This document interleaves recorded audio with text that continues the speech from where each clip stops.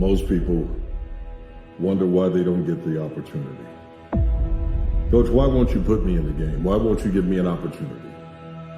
The reason why is because the word give. No one is going to give it to you. Whatever it is you want in life, you have to desire it more than you want anything. You got to believe that it's your birthright. You got to be hungry. You got to look at everyone as competition and welcome and embrace the fact that you must fight for it. If it's given to you, you will think of it as some kind of entitlement. Sometimes you have to back up and go within and pray and meditate and recharge your batteries. Go away, clear your head, and then come back and look at it from a different vantage point. Don't operate while you are under the spell or the effect of what's going on. Stop half doing stuff. Stop putting forth 50% effort. 60%. Look, stop. Do it right or just don't do it at all. Are you hearing me? Do it right.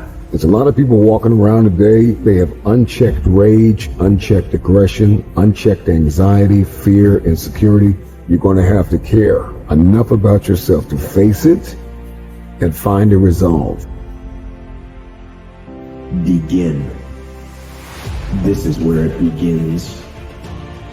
In the darkness, before the sun and the birds and the world, every day. When the alarm sounds, it's time. Rise.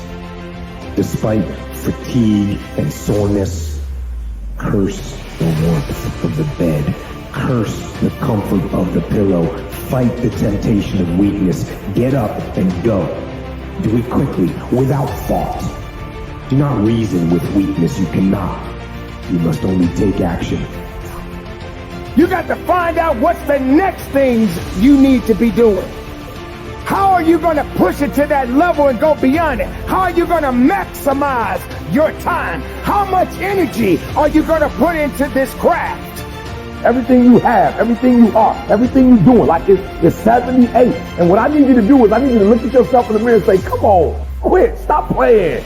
I deserve to see what my life would look like if I gave 120%. I gotta say, no matter how hard it may be, no matter how impossible it may seem, no matter how much this year sucks, I'm still gonna get the greatest me out of this. I'm still gonna step up to the plate. And some of you right now are thinking tomorrow. You know how many people said tomorrow that took their talents to the grave? Get up and go. And then the one shows up. The one. One person changes the family tree forever. In my family, I'm the one. And it wasn't because I wanted it or I hoped for it. I fought for it. I want to win. I want to fight for my family. I want my mom and dad proud of me. I want my kids proud of me. I want me proud of me. I want to look in the mirror and be happy with the man I look back at. That he gave it everything. That he went for it.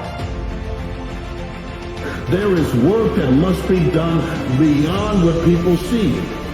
People see your check, they see the car you drive, they see the house you own, but what they don't see is when you're staying up and putting in 16 hours of work now so that you can relax and enjoy later. You see, hard work is how you get in it. And anything you get without hard work has no value. Stay dedicated. You got to keep on pushing forward. You got to keep on fighting the good fight.